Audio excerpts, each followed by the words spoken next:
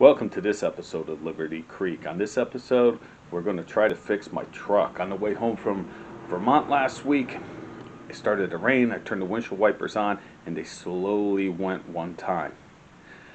I noticed on the dashboard, my battery light was lit up, and the ABS light was lit. I said, uh-oh, something's going on. But I was able to make it the rest of like about 30 miles home, parked the truck, popped the hood, and looked at the battery. Now, that battery is old. It was almost 20 years old, believe it or not.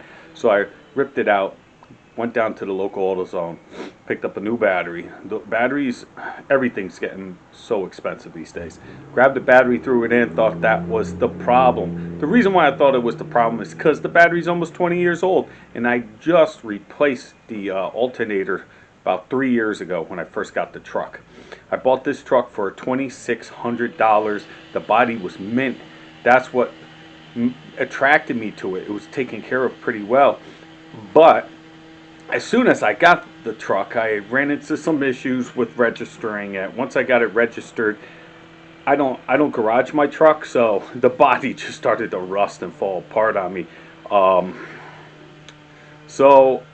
But I got my $2,600 out of it and then some. I need this truck this weekend because I'm going to pull out the RV, clean it up because I'm trying to sell it. So I need to now replace the alternator. I got an alternator, and I'm going to try to throw it in. The purpose of this video is to see if I can get my truck going so I don't have to spend money at a mechanic. I am not afraid to get my hands dirty. I did take 4 years of mechanics back in high school, and I dabbled in it when I was younger, thinking that maybe I would be a mechanic. That didn't turn out to be the case. But I know how to change an alternator and simple stuff like that. Let me get to it and see if I could get this truck on the road for this weekend. There she is. Look at that sweet decal, folks. I'm at the gas station. People ask me, where'd you get that decal? That thing's great. Amazon. I think it costs like 40 bucks or something. But anyway, here we go. We got the 4.6. Here's my brand new battery. It looks purty. I'll show you a picture of my old one, almost 20 years old. But this one looks purty. And there she is, folks, if you can see her. There's the alternator. I have to get into her. So I'm going to have to take this off. I don't know how it's mounted. If I remember right, there's just 2 on the bottom, 1 on top, and 3 wires in the back. I don't know if my bracket's on the bottom there. I'm not sure if you can see it. The bolts, some of these have cutouts. You don't have to take the bolts all the way off. They just sit on there and then they tighten in.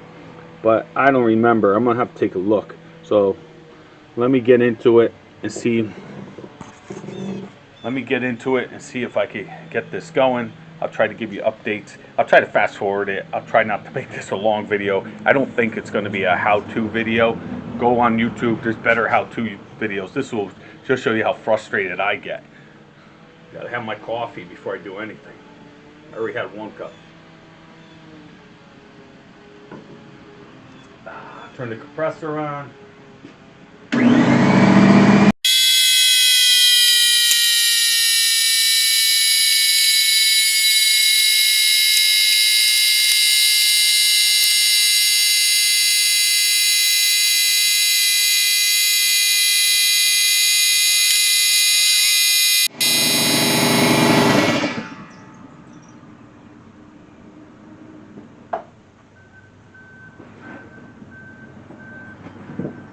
So my compressor takes 10 years to fill up. Never knows that. I'm going to take off the shroud here. It takes a 10 millimeter. Use it. Take off the shroud.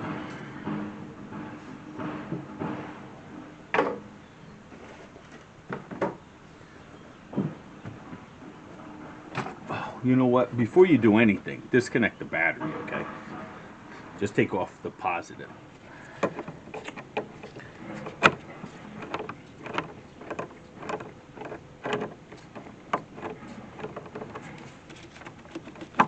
we go.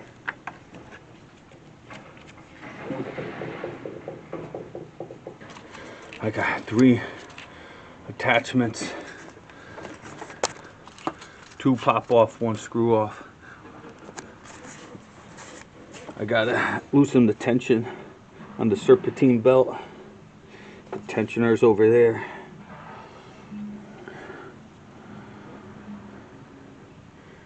And 2 or 3 bolts, I think. Alright, let me see. Sorry, I have the worst angle. You get to see my mug. Basically, all my GoPros, even one I charge, I turn it on, it says it's only got 9%. Never rely on those things. 3 GoPros, none of them have battery.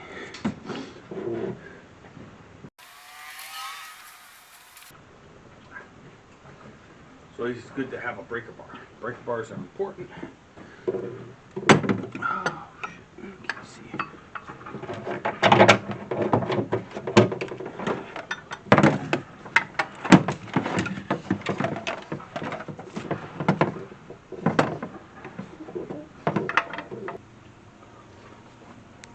All right, it was a job, but I got it out. Now you put them next to each other like so, and you make sure they look the same. So looks like I got the right pulley on there. Flip it over. Boom, boom, boom, boom, boom, boom. Perfect. So it looks good. Now I'm going to try to put it back in, and hopefully it goes as easy. Let's see. Well, the job is done. It took me about probably a little over an hour to do. I'm kind of happy I never had to refer to YouTube. I remembered how to do it. It's been a while. So everything's back together except for I didn't put the shroud on there. And one thing I did notice, there's the 3 wires you take off the alternator. One of them was missing its retaining clip. But it was on there because, you know, it had all dirt and grit. I probably broke it the last time I changed the alternator, what, 3 years ago? 3.5, I don't know. So I hope it's like the vibration of the engine doesn't make it come loose. But I'm going to test it now, and I got a couple days before I go up to Vermont, and I am aware of it. I would have to probably get a new clip, pull that out, snip it, rewire the clip.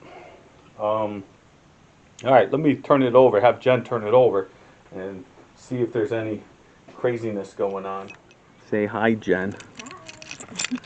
Hi. Yep.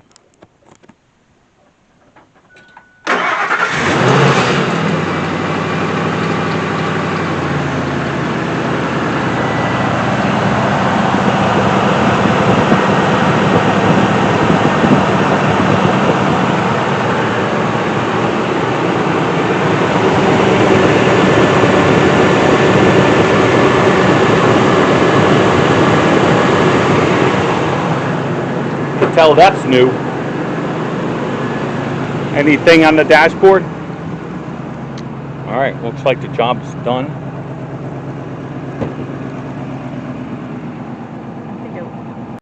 Oh yes, that does say 215. And if you take care of your vehicles and maintain them, they will last you a long time. All right, that's the end of this episode, folks. Thanks for watching. It's just a quick one showing you the maintenance on your vehicles. You have to maintain them, especially if you're doing a little drive like this. When I bought this, it had 177,000 miles on it. That's why I got it for only $2,600. But the body was mint for the age until I left it outside, and then it started rotting. I got the normal rot on the F-150. Now I'll be able to get up there this weekend and try to sell the RV. And that's it. Hopefully that's it. It's always something. Always something. Till next one, I'll see you.